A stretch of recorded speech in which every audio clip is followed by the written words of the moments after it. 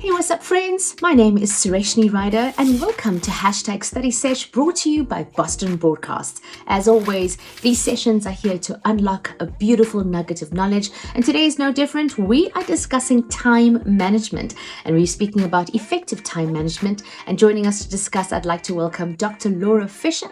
She is Head of Institutional Advancement at Boston City Campus and a seasoned academic and educator. So, Doc, tell me about this. How would you describe effective time management? So I always like to start with stories. And I think most of us love stories. So the story that I love about time management is a story about a professor who brought in a jar to the classroom and it was filled with rocks. And he asked the students, "Is this jar full?" And when they all said yes, he proceeded to open the jar and add some more little smaller pebbles. And the students were like, "Oh, okay, maybe it wasn't quite as full as we thought it was." And he said, "Is it full now?" And they said, "Yeah, it's full." And then he proceeded to get some sand and he poured the sand in to fill the empty spaces until the jar could really hold no more. And the point the professor was making, and why I love the story so much, is that I think that this is the way we have to think about effective time management.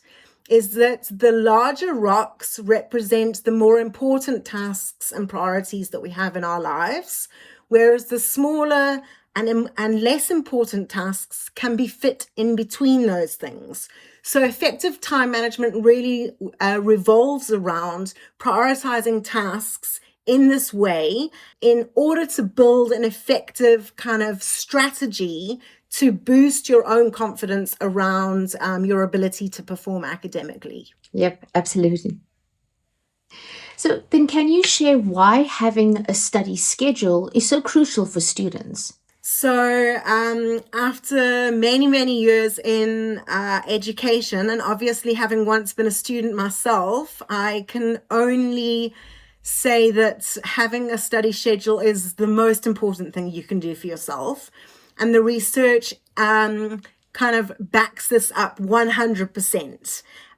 Students who are aiming for academic excellence really need to put in place for themselves study schedules. The reason for this is that it actually it structures your life in a way that gives you confidence and boosts your academic performance. And a lot of studies show that it actually boosts academic performance even up to 30% more than you would have otherwise attained if you hadn't had a study schedule. So a study schedule is really about how do I utilize my time most effectively? And a very famous quote says, "One who gains time gains everything." So it's not just also about gaining time and having a sense of structure around study. It actually reduces your stress levels and enhances information retention and learning. So by dedicating specific time slots and adhering to these in a consistent manner, you really pave the way to cultivate effective study habits and maintain kind of the work-life fun balance that you need as a student. Well, that makes sense, Doc. Well, how can students then create an effective study schedule that actually works for them? I would say there isn't necessarily one size fits all. We all know that we have the night owls and we have the early birds. And there's no denying in my mind which one I am and was as a student. And it I'm was the night very owl. definitely a night owl. Yeah, that's me. So, what you actually have to do is you have to be quite intuitive with yourself. You've got to look at your overall life and you've got to say, in terms of unlocking my potential, how can I best achieve when I'm at my best? So if I am as flat as a pancake in the morning and I'm going to try and do a 2-hour study cram before an exam, it is not going to go well. So there's a really interesting methodology that's called the study energy meter. And I'd actually encourage you to do it. It's quite an interesting exercise, a bit of a journaling exercise that you can do for, say, over a week. And during the study energy meter, what you do is just set on your cell phone to remind you to just mark against a horizontal line. So draw a horizontal line that represents your day, and mark against the hour on a scale of 1 to 10, when you felt that you were most optimally primed to really retain knowledge. So it's a horizontal line, and then 1, 2, 3, 4, 5, 6, 7, 8, 9, 10, with 10 being it was a absolute low energy, and 1 being I was on a high. And so what you'll see happening is that there's a curvature that happens according to the day. And according to this curvature, you can then actually put in place for yourself a study schedule that's going to optimize on the way you work as a person. So, before lunch, we often have a slump and we're de-energized. And then after lunch, we might need a nap, or we might feel re-energized. But after monitoring for a couple of days, where your energy levels are at during different times of the day, you'll notice an energy level pattern. And based on these energy level patterns, you are then able to go and create a study schedule that aligns with your optimal energy levels. So this kind of exercise, and there's others like it, can help you to tailor a study schedule that really optimizes your learning. And remember to include breaks. Remember to reward yourself and spend time enjoying yourself to avoid stress and burnout.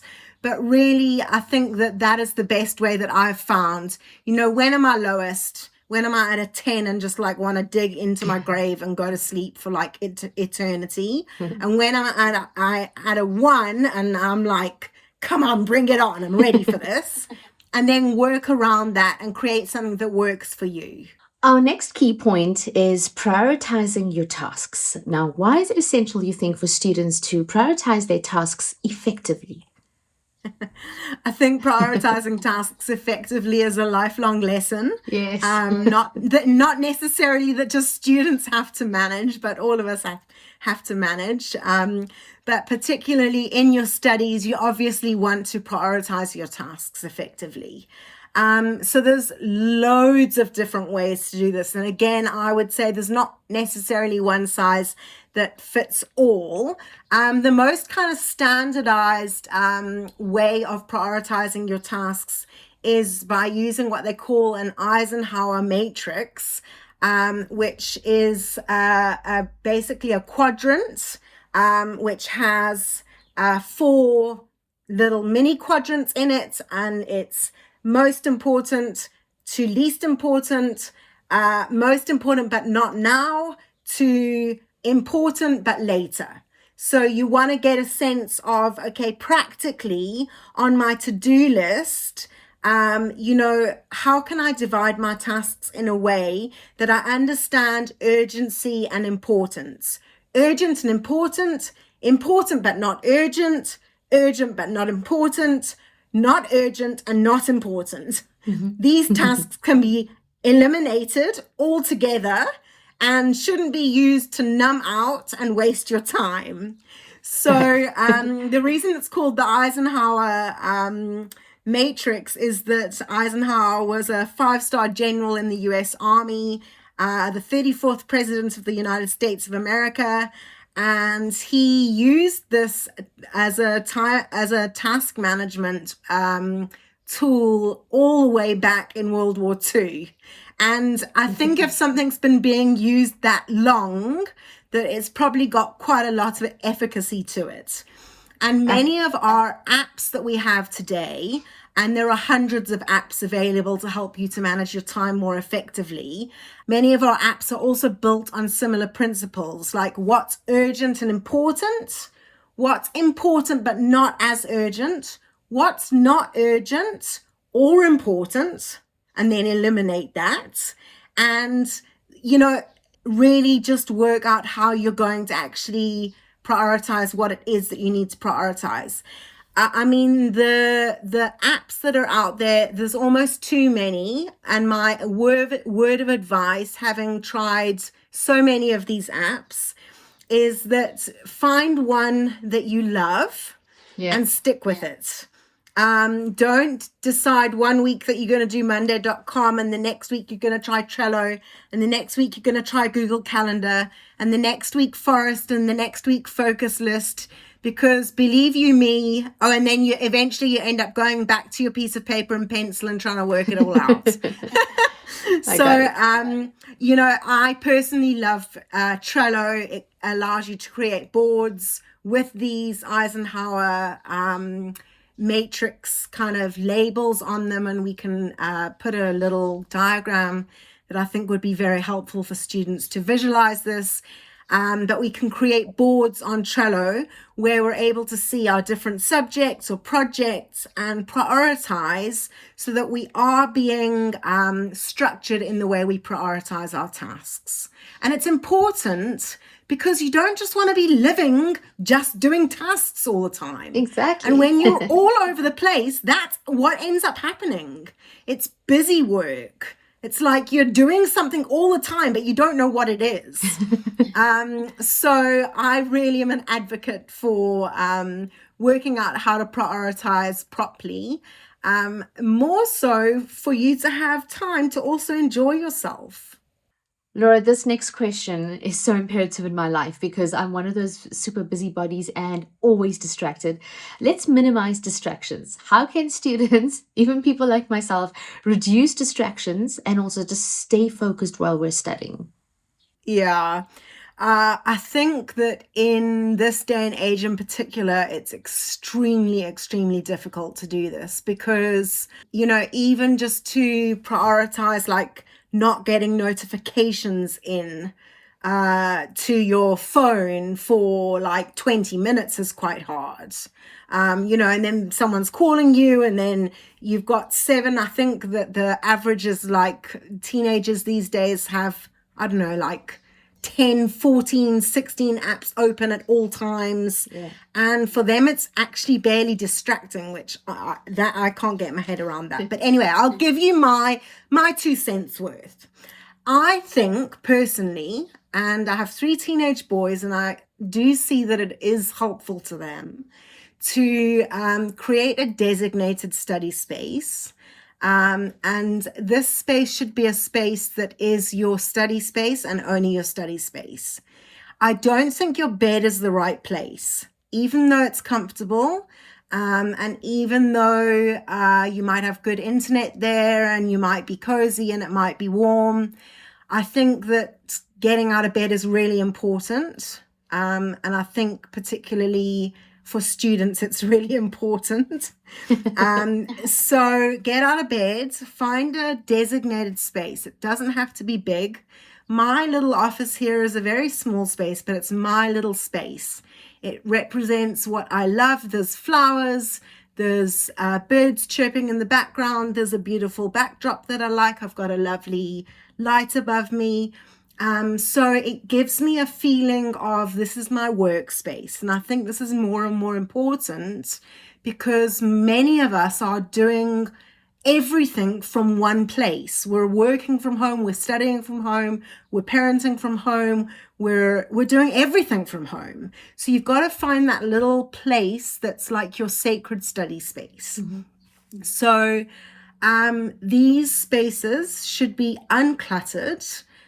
They shouldn't have a lot of noise and there shouldn't be distracting electronic devices around.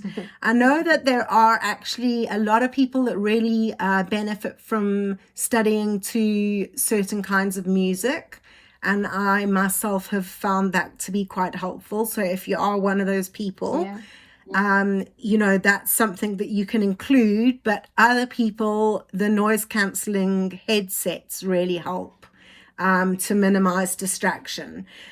I think the biggest challenge in minimizing distraction is just the access that we have to different apps and just streams and reams of information coming at us all of the time. But the research, evidence-based research shows that for study sessions, over a long period of time, it is much more effective to be intentional in creating a designated study space and to create that designated study space that you move into to study and you move out of to not study. So then you go climb in your bed with your series and you enjoy doing whatever else it is you enjoy doing. So again, just in terms of minimizing distraction, we do get distracted as humans after about 25 to 50 minutes max. So give yourself short breaks. This allows for better retention of information. It also ultimately prevents burnout. So again, it's not a one size fits all, but I really want to encourage you to think about, where is my sacred study space? What do I need it to look like? What colors do I need in it? What do I need to remove from it to make it less distracting? And how am I going to make it work for me so that I can achieve optimal academic success? Oh, Doc, that's absolutely excellent advice. Now, as we wrap up effective time management, I just want to talk about some key takeaways. How would you leave our audience with? What would you leave them with? Yeah, so if I think back on the really amazing conversation that we've had, you can obviously see that I'm really passionate about people loving to love to study, because it is actually so rewarding when you get these things right. When you've designed a study schedule that gives you a sense of, I'm in control here. And that is going to boost my academic confidence, which boosts my academic performance. And once you develop time management skills, which study scheduling also does, then you can really say, I feel like I'm in control. It's not in control of me, I'm in control of it. We prioritizing our tasks. So we're learning to focus on what is important and urgent now. What is urgent but not now? It can wait for a little bit. And then eliminate that which is not urgent. That it's the clickbait. You don't need to do it. You can do it another time. I told you about the Eisenhower matrix to focus on important and urgent assignments and how to address them.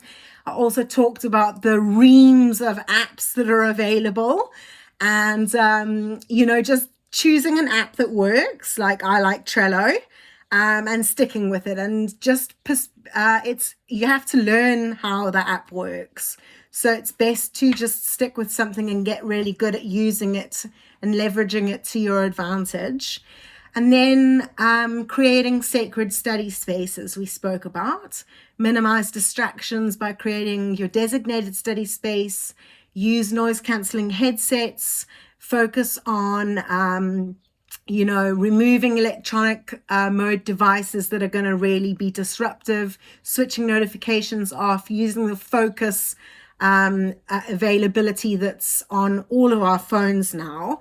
And then also studying in focused intervals. So don't try and binge study 8 hours and think you're going to be able to remember it all. Because remember what I said about that study energy meter, is that there's certain times in the day when you're going to be really primed to retain information. And then there's other times in the day where you really are just, actually it's going in the one ear and out the other ear. Yeah. So by following these sorts of strategies, I really believe that students can learn to love to study and can enhance their productivity and can reduce their stress levels and really achieve academic excellence. And I think it's so rewarding when you take control of your time and you manage it efficiently, because it allows you to excel, it allows you to maintain healthy work-life balance, and it allows you to unleash the potential that is within you. So why limit yourself when you've got the starting set of keys to unlocking what it is to really study effectively. So seize the kind of key points that we've spoken about today.